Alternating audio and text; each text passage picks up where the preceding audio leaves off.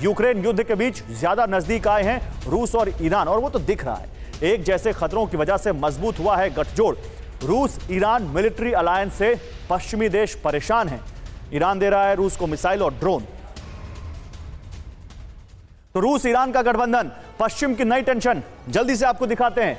Ukraine में रूस की नाकामयाबी उसे ईरान के नजदीक ला रही है, ये CNN कह रहा है। एक जैसे खतरों को देखते हुए रूस और ईरान का गठजोड़ मजबूत हुआ है। ईरान और रूस के बीच बने मिलिट्री अलायंस से वेस्ट यानी अमेरिका परेशान है। यूक्रेन में हमले के लिए रूस ईरानी ड्रोन्स की बारिश कर रहा है। ड्रोन की ट्रेनिंग देने के लिए ईरानी सैनिक भी क्रीमिया पहुंचे हैं, जिस पर रूस का कब्जा है। ईरान अब रूस को सरफेस टू सरफेस मिसाइलें भी भेजने की तैयारी में है, यह जानकारी सामने आ रही है। इस बीच एक और बड़ी खबर, ड्रोन अटैक के लिए ईरान के नक्शे कदम पर चल सकता है रूस।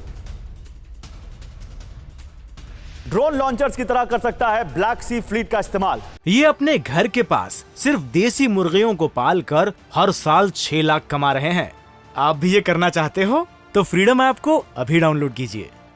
ब्लैक सी से ओडेसा पर अटैक करना आसान होगा।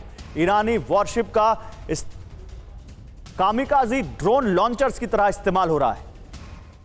उधर खामेनेई ने ड्रोन्स पर वेस्ट का मजाक उड़ाया। ईरानी शिक्षाविदों से बात करते हुए खामेनेई ने तंज कसा। ईरानी ड्रोन को खतरनाक बता रहे हैं पश्चिमी देश, ये कहा है खामेनेई ने। पहले ईरानी UAV प्रोग्राम को बताया जाता था प्रोपेगेंडा, यानी कहीं अपनी पीठ ठोक रहे हैं खामेनेई और अपने ड्रोन्स की तारीफ को यहां पर सबके सामने शो ऑफ करते हुए। लेकिन ईरान के डेंजरस ड्रोन वेस्ट का प्रोपेगेंडा फेल, ये समझिए आप। ईरानी सुप्रीम लीडर खामेनेई ने ड्रोन्स पर वेस्ट का मजाक उड़ाया, अमेरिका का मजाक उड़ाया। ईरानी शिक्षाविदों और बुद्धिजीवियों से बात करते हुए खामेनेई ने कहा, आज पश्चिमी देश ईरानी ड्रोन को डेंजरस बता रहे हैं। पहले यही पश्चिमी देश ईरान के UAV प्रोग्राम को प्रोपेगेंडा कहते थे। पश्चिमी देश ईरानी ड्रोन की तस्वीरों को फोटोशॉप्ड बताया करते थे।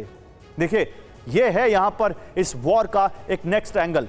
इस बीच ईरान के लिए टेस्टिंग ग्राउंड बना है यूक्रेन, ये समझिए, उनके ड्रोन्स के लिए। यूक्रेन में ईरान अपने ड्रोन्स का टेस्ट कर रहा है। यूक्रेन के जरिए दुनिया को अपने ड्रोन्स की ताकत दिखा रहा है ईरान। रूस के जरिए यूक्रेन में अपनी मिसाइल का भी टेस्ट करेगा ईरान। रूस की फतेह 110 ज़ुल्फ़ाकार देकर यूक्रेन को मिसाइल टेस्ट का भी ग्राउंड बनाया है। ऑयल बाजार पर सैंक्शन के बाद वेपन मार्केट पर कब्जे की कवायद हो रही है।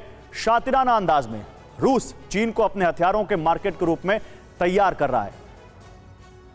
पिनाक सर, आपसे ड्रोन्स की बात हो रही है, हथियारों की बात हो रही है, लेकिन इसमें कहीं ना कहीं बात उसी गठजोड़ की हो रही है जो रूस और ईरान का दिख रहा है। कितना खतरनाक मानते हैं आप इसको?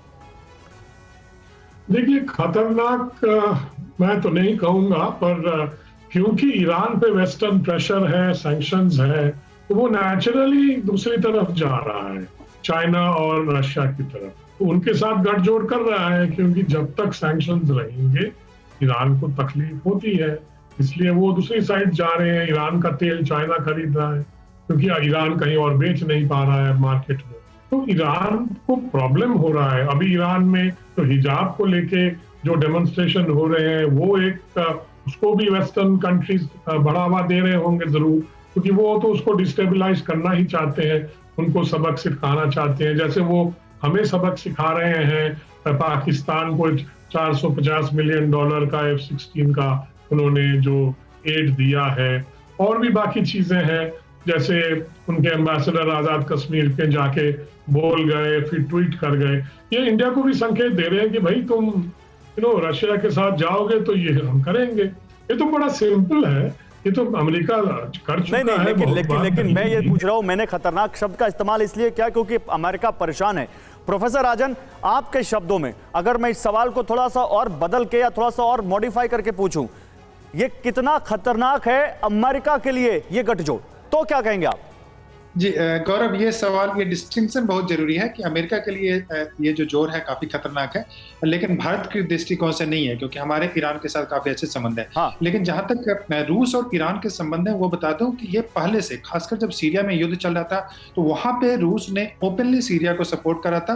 और आपको पता होना चाहिए कि सीरिया का जो रेजिम बच पाया वहां पे, बशर अल असद की बात कर रहा हूं मैं, जिसको कि ईरान का सपोर्ट प्राप्त था, वो इसलिए बच पाया कि ईरान और रूस के संबंध उस समय भी काफी अच्छे थे और इन दोनों देशों ने उसको बचाने की कोशिश की थी, इसी कारण से बच पाया। और दूसरी बात, जो ईरान में जो न्यूक्लियर टेक्नोलॉजी है, उसमें कई बार बोला जाता है कि उसमें रूस का सपोर्ट रहा है। तो वैसी स्थिति में यह मान के चलें कि ईरान के संबंध पहले से ही रूस से काफी अच्छे हैं, और युद्ध के कारण चूंकि दोनों और ये अमेरिका के लिए एक चिंता का कारण हमेशा से रहे और आज भी वो इस वॉर में बनते दिख रहे हैं। बिल्कुल सही बात कर रहे हैं आप। ये अपने घर के पास सिर्फ देसी मुर्गियों को पाल कर हर साल 6 लाख कमा रहे हैं। आप भी ये करना चाहते हो तो फ्रीडम ऐप को अभी डाउनलोड कीजिए।